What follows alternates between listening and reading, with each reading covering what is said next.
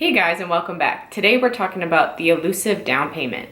Did you know there's more than just the standard 20% down payment? We're going to talk through all different types of down payments as well as how to save up for one. I know a lot of people are thinking, I don't have room in my budget to save for a down payment, my expenses are too high, I have too much debt, and that's honestly the situation I was in. So I'm going to talk you through exactly how to really save by increasing your earnings and decreasing your expenses. In today's economic climate, it does seem hard, but it's not impossible. So whether you're saving up for your first investment property or you're looking to be a homeowner, there are tips in this video that will definitely help you. But before we jump into those, let's talk about the different types of down payments. When you're first thinking about buying a house, your first thought is, I have to save up a really big chunk of money, thousands and thousands of dollars for a down payment. And while in most cases that is true, a lot of times that's not necessarily the case.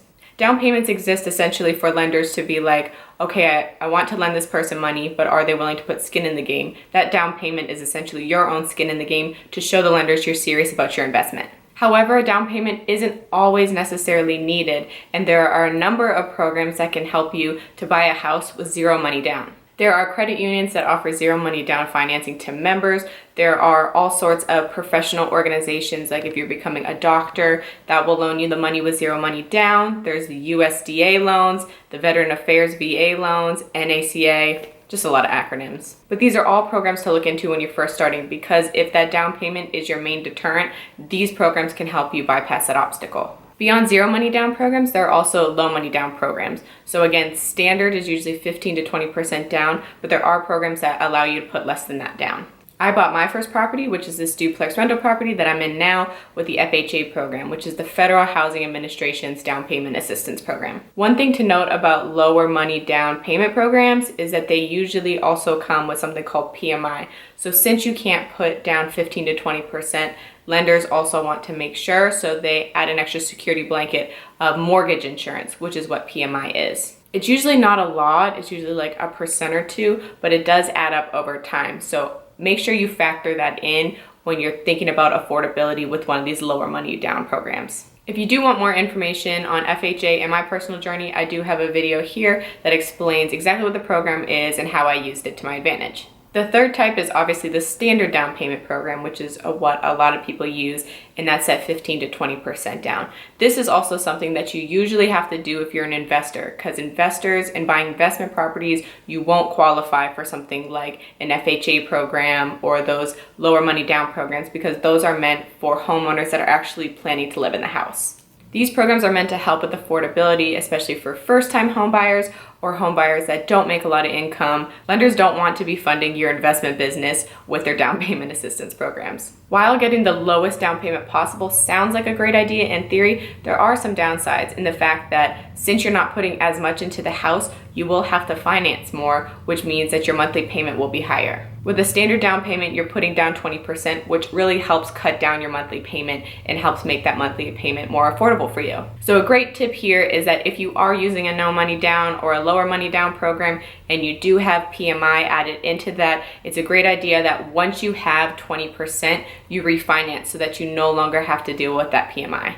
FHA isn't exempt either. While PMI stands for private mortgage insurance, technically FHA doesn't have that because it's not private, but they do have mortgage insurance that's also funded by the government program. So I would say really do your research into each of the programs, see which ones you qualify for, and decide which one is best for you. Another important thing to remember is that when you're planning to buy a house, you should be planning a year or two in advance in order to set yourself up in the best way possible. There are a lot of things that lenders look at when you're going to purchase a house for them to finance that property. So make sure that you have your I's dotted and your T's crossed before you jump into it. First thing is they usually ask for 2 years of tax returns, and they also look at a few months of your bank statements. This is to make sure that your expenses aren't extremely high in comparison to your income. This includes them also looking at W-2s, and if you're self-employed, they will be making sure that your income is a lot higher than your expenses. So while having a lot of deductions is good for your tax returns, when lenders are looking at it, it looks like you have really high expenses and they may be more hesitant to finance your deal, even though you know that you can pay for it. It's also important to have a really good credit score. Anything 740 and above is going to get you a really, really good rate. Anything less than that, you will have to pay extra depending on what your score is. It's very possible to improve your credit score over the course of a year or two, so I'll be making a video specifically on that. There are a number of other things you should focus on when you're getting ready to buy a house, but today, since we're just talking about down payments, I don't want to get super off track. Regardless, if you have no money saved now and you want to start saving, or you are saving and you want to increase how much you're saving per month, those habits that you learn are the same. And there are two ways of doing this. It's by either increasing your income or decreasing your expenses, or both. Decreasing your spending is something that you can start today, so I'll focus on that one first. Before you can decrease your expenses, it's important to see what you're actually spending your money on, so you want to start tracking the money that comes in and out each month. You can do this on paper, or you can use a budgeting app or program. I really like Mint, which is a budgeting app, because you can set budgeting buckets and also set up saving goals. You can link all of your bank accounts and loan accounts, and you can see what your debt to income ratio is. And the best part about it is that it's free. I love free things and I love sharing information. So anytime I use something and I really like it and it's free, I'm definitely going to share that with you guys. In order to aggressively save, it's important to start cutting down in certain areas of your life. Areas that people tend to overspend are groceries, clothing and shoes, beauty routines, and your social life / nights out. I think the biggest thing to note here is that if you really want to save, you will have to make some sacrifices. And remember, you want to do the bulk of this short term. So this cutting back isn't necessarily for forever. It's just a way for you to aggressively save. And hopefully along the way, you learn some tips and tricks that you can continue on even after you have the down payment. And hopefully you don't go back to frivolously spending. For groceries, I would mentally just start tracking how much groceries you buy and how much you eat out, and then how much goes to waste. The process of buying groceries for me, and I know for a lot of people, ends up being pretty wasteful. I buy a lot of stuff and only half of it gets eaten, and I'm very busy, so there's a lot of nights where I don't have time to make food, especially since I pack lunch a lot. And so what happens is that I end up eating out a lot more than I want to. I've actually solved this issue with a meal delivery service that's budget friendly. It's called Dinnerly, and I have the link below if you're interested. There are a ton of meal delivery kit services depending on what you're looking for, but the main thing is that they help me cut back on groceries that I end up wasting anyways, and also they have easy to prepare meals that actually help me, that I don't get bored and I don't feel the need to eat out as much. Dinnerly and Every Plate are the ones I recommend if you're looking for something a little bit more budget friendly, but there are also a number of options like Blue Apron and HelloFresh that if you're already spending a lot of money and you have a really big family, these options might be good alternatives too. With Dinnerly, I end up saving an extra $50 to $100 a month without even realizing it. I just went back one day and looked at the past 6 months, and I realized I just eat out so much less, and I also just don't have groceries that just sit around and go to waste. Another area that people tend to overspend on is clothing and shoes, and while we all want to look good, there's definitely ways to cut back. I'm not a huge spender on clothes and shoes to begin with, so I don't really have a lot of money that I spend per month on those things. I'll splurge every once in a while, or I'll update my wardrobe maybe a couple times a year, but I really don't spend that much to begin with. When I do feel the need to update some things or dress more for the season, I've been doing better about using thrift stores as my first choice. I think thrift stores for some people give the idea of outdated or old or just that Goodwill vibe, but there are so many different types of thrift stores now that have so many modern options that you can buy basically clothes that you would wear anyways just for a discount. I know we all like to look good, and even though I'm pretty low maintenance, there's certain things that I still want to splurge on, but when it's time to cut back, I do cut a lot of those things out. There's also a lot of alternatives. So if you're a really big fan of lash extensions, you can just get, those individual strip lashes that you can wear daily for a couple months just to essentially save those anywhere from $200 to $400. If you like to get your nails done a lot, there are so many companies that are now releasing different types of press-on nails and certain things like that for a fraction of the price, and they look just as good as going to the salon. There's so many other alternatives, but I would just suggest looking at the biggest ticket items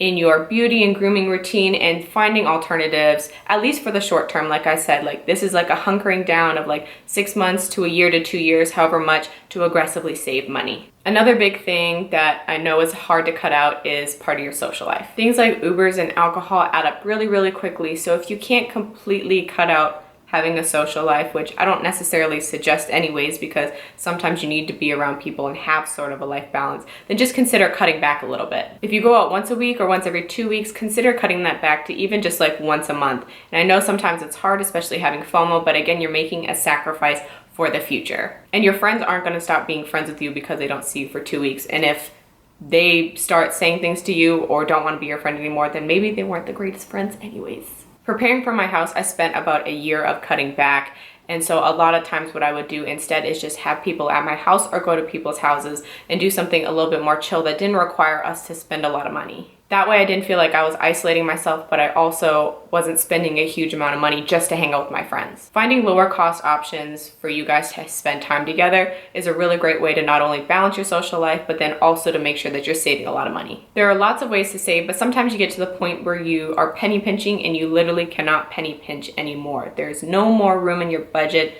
to cut expenses. So what do you do then? This happened to me, especially right out of school. I had a job that didn't pay the greatest, and I also had a lot of student loan debt. I also had a car note. So there was some money coming in, but a lot of money also leaving my bank account each month. And like I said, I was already pretty frugal and I had already cut my budget back. So I had to find a way to increase my income. In theory, the easiest way to increase your income is to increase the income that you're making at your job currently, which means asking for a raise or a promotion. And I say in theory because I know it's a pretty scary thing, but a job isn't gonna fire you just because you ask for more money. An easy way to do this is the next time you have a performance review or a one-on-one with your boss, bring in a list of things that you do above and beyond your job and that would qualify you for a raise or promotion. And if you're starting a new job, it's always good to negotiate then because that's the easiest time to do. So whatever they offer you, do your research and ask for more money. If you're unable to negotiate for a raise at your current job, depending on the situation, maybe something you're just not comfortable with, or maybe the company's made it very clear that they're not giving raises, which is how it was in my case, then there are other options for you. Think about getting a side job or a side hustle. If you have a side job on the weekends or right after work that you can run to and you like being around those people, then I say that's a great thing. For people who are a little bit more introverted or just don't have time in their schedule to have a set side job schedule where you're being employed by someone else, then I suggest finding a side hustle or a side gig where you can work from home and on your own hours. It definitely is a balance. You don't want to be overworking yourself, but it will feel slightly uncomfortable by taking on more work. Nobody wants to be working more, but in the long term, it will be worth it if you just buckle down for 6 months to a year to make this extra money. I do 2 things on the side. I do freelance writing on the side, which is a really good gig for me because I've always loved writing. And again, it's something I can do from home whenever I want. I'm just given a due date of when the project needs to be in, and I just make sure it's turned in by that time. I also resell a lot of items, especially clothing and books, and I actually made tutorials on how to resell on Poshmark and eBay. So if it's something you're interested in, check out the link below, and then I also have it linked up here. So again, I think the biggest takeaway is increasing your money, decreasing your spending, watching what's coming in and out of your bank account to save up. Does get a little bit uncomfortable, but it's definitely something that will set you up for long-term success. If it was easy, everyone would do it and everyone would be a homeowner and everyone would have rental properties and everyone would be in real estate and everyone would be living their best life. But it's not necessarily easy and it requires a lot of sacrifice, and that's why a lot of people aren't doing it. So I hope this video helped you with understanding down payment programs and how to save for your down payment, whether you use the tips or whether just got some ideas stirring in your head of how you can specifically save. If you have tips for saving for a down payment that worked for you or someone you know that I didn't mention, comment them below because I would love to hear them. And if you're looking for more content on real estate and finance, be sure to subscribe because I put out videos every week. So if you found this video helpful, please like the video because it helps how my video performs on YouTube. Thank you guys, and I'll talk to you later.